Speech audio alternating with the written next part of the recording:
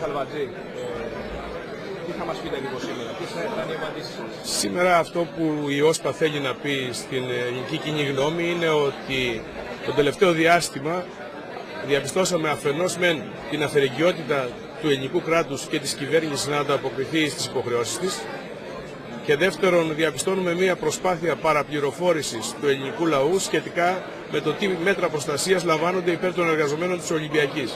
Από κάποιους αυτά τα μέτρα επίτηδες φουσκώνονται προκειμένου να παρουσιαστούμε σαν τα μαύρα πρόβατα της ελληνικής κοινωνίας. Ενώ κάτι τέτοιο πρέπει να ξέρετε δεν συμβαίνει σίγουρα. Είμαστε απολυμμένοι, οι οποίοι ζητάμε το δίκημα, ζητάμε να μας δώσουν την αποζημίωση απόλυσης και τίποτα περισσότερο από αυτά που προβλέπει ο νόμος.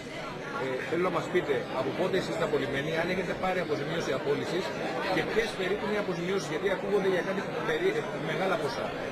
Πρέπει να σας πω ότι είμαστε εδώ και 4 μήνες απολυμμένοι, δεν πληρωνόμαστε, δεν έχουμε πάρει την αποζημίωση απόλυσης και αυτή η περιβόητη αποζημίωση απόλυσης είναι 250 εκατομμύρια για 4.500 άτομα, που αν το διαιρέσετε, όποιος ξέρει μαθηματικά, είναι μέσος όρος 56.000 ευρώ για τον κάθε εργαζόμενο. Τότε από διάφορα κυβερνητικά στελέχη, τα οποία ουσιαστικά μιλάνε για χρυσά συμβόλαια και για υπέρογγες αποζημιώσεις, τι έχετε να πείτε? Συγκεκριμένα ο αντιπρόεδρος της κυβέρνησης σας χαρακτήρισε μάλιστα και υπογενούμενος από τον κύριο Μανούλη. Θα ήθελα να ξέρω γιατί ο κύριος Πάγκαλος δεν τα έλεγε αυτά όταν ήταν αντιπολίτευση και τα έκανε η Νέα Δημοκρατία. Και εν προκειμένου χρυσά συμβόλαια δεν υπάρχουν στους εργαζόμενους. Χρυσά συμβόλαια υπάρχουν σε αυτούς που πούλησαν την εταιρεία και τα συμφέροντα της εταιρείας. Θέλετε να συμπληρώσετε κάτι άλλο? Όχι, ευχαριστώ. Κινητοποιήσεις θα έχουμε καθόλου? Κοιτάξτε, εμείς δεν κάνουμε κινητοποιήσεις. Εμείς προσπαθούμε να ευαισθητοποιήσουμε την κυβέρνηση να εφαρμόσει τους νόμους. Ανταπόκριση όμως δεν υπάρχει. Όσο δεν υπάρχει ανταπόκριση της κυβέρνησης θα συνεχίσουμε στον ίδιο ρυθμό.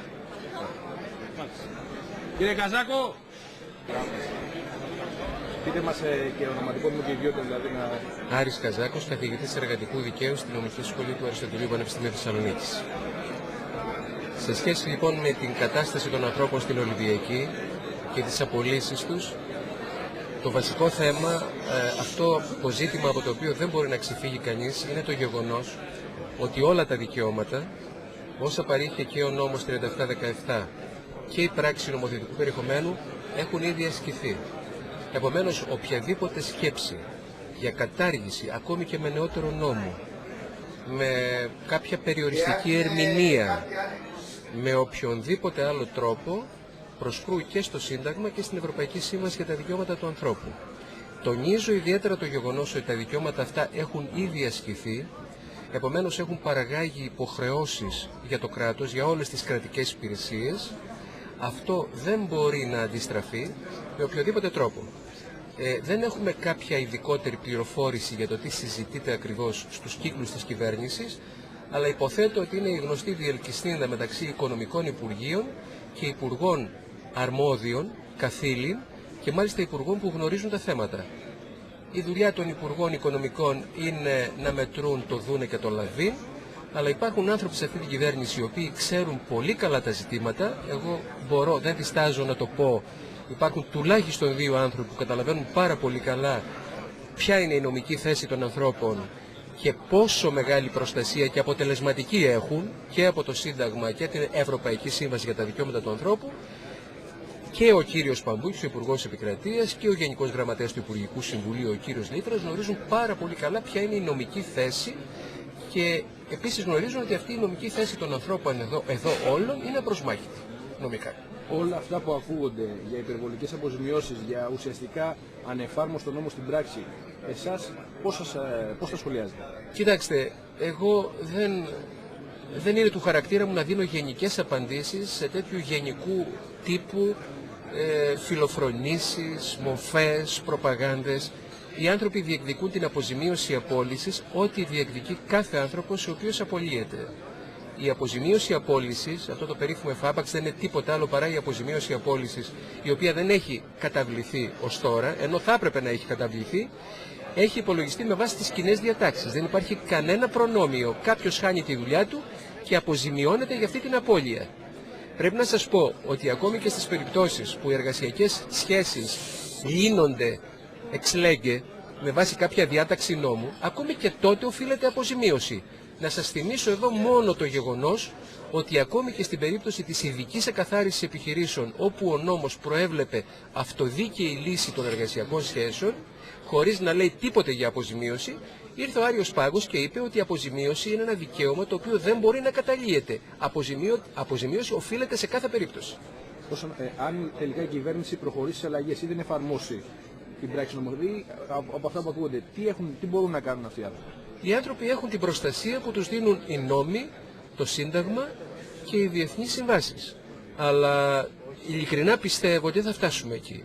Γιατί υπάρχουν άνθρωποι, υπάρχουν συνάδελφοι στην κυβέρνηση που γνωρίζουν καλά ποια είναι η νομική κατάσταση και η νομική θέση των απολυμμένων της Ολυμπιακής. Σε περίπτωση, κύριε Καζάκο, σε περίπτωση που γίνει η αλλαγή, θα προσφύγετε συλλογικά στη δικαιοσύνη? Κοιτάξτε, σας λέω, αυτό τώρα είναι κάτι το οποίο δεν θα ήθελα γι' αυτό να πω τίποτε, γιατί η πεποίθησή μου είναι ότι δεν θα φτάσουμε σε εκεί. Εάν παρελπίδα φτάσουμε, υπάρχουν όλοι οι τρόποι να ζητήσει κανείς δικαστική προστασία.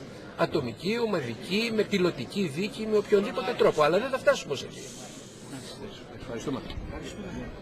Γνωρίζουν την πορεία του θέματος της Ολυμπιακής και γνωρίζουν πως 6 μήνες μετά το κλείσιμο, το οριστικό κλείσιμο της εταιρείας, βρισκόμαστε σε αυτό το σημείο ως εργαζόμενοι, να βρισκόμαστε στους δρόμους και με ένα νομικό πλαίσιο, το οποίο αποτελείται από 2 βασικά νόμους, να ακούγονται όλα αυτά που ακούγονται. Θεωρούμε χρέος μας, πέρα από τις ενέργειες που έγιναν τις περασμένη εβδομάδα από εμάς και όσες εκ των πραγμάτων αναγκαστούμε να προβούμε σε επόμενες μέρες, θέλουμε να διευκρινίσουμε κάτι, ότι όλη αυτή η λασπολογία που ακούστηκε εις βάρος μας και ακούστηκε στην ουσία θίγοντας απολυμμένους ανθρώπους, πρέπει σήμερα, τουλάχιστον αυτός είναι ο σκοπός μας, να ξεκαθαρίσει. Δεν θέλουμε απλά να απαντήσουμε, θέλουμε να ξεκαθαρίσουμε όλο αυτό το σκηνικό. Ένα σκηνικό σπήλωσης απολυμμένων δεν χαρακτηρίζεται από πλευράς μας απλά προβοκατόρικο. Δεν είναι μία απλή προβοκάτσια. Και όταν αυτό γίνεται και από κορυφαία κυβερνητικά στελέχη, τότε εμπεριέχει και το σπέρμα μιας πολιτικής συνειδητής πράξης, η οποία χρήζει σήμερα απαντήσεως. Δεν είμαστε ούτε ακτιβιστές, ούτε τραμπούκι των Αθηνών. Είμαστε άνθρωποι που δουλέψαμε από διάφορα μετερίζια για τον Εθνικό Αερομεταφορέα, μια συνειδητή πολιτική της ελληνικής πολιτείας μας έβγαλε στους δρόμους και την κατάντια της εταιρείας την οποία ήθελα να ιδιωτικοποιήσω τη βλέπετε σήμερα. Σε αυτό το πλέγμα που χαμένος είναι και ο ελληνικός λαός, δεν μπορεί κυρίαρχα χαμένοι να είναι οι εργαζόμενοι που εξαναγκάστηκαν στην έξοδο. Την αλήθεια όλης αυτής της κατάστασης είναι εκείνη και γι' αυτό τους ευχαριστούμε και τους καλούμε αυτό το έργο να το επιτελέσουν στο ακέραιο. Θέλουμε να είχε ως προϋπόθεση, όπως λεγόταν και από την κυβέρνηση της Νέας Δημοκρατίας και από την κυβέρνηση του ΠΑΣΟΚ, την προστασία των εργαζομένων. Συμφωνούσαν και τα 2 μεγάλα κόμματα στην. Δεν υπήρχε κανείς τότε, καμία φωνή που να μιλάει για χρυσά συμβόλαια ούτε για χρυσές παροχές. Με τον νόμο ιδρώντας στην πώληση της εταιρείας, που ήταν η πρώτη προτεραιότητα για μας, δεν συμμετείχε σε αυτό το διάλογο. Συνειδητά δεν συμμετείχαμε σε αυτό το διάλογο.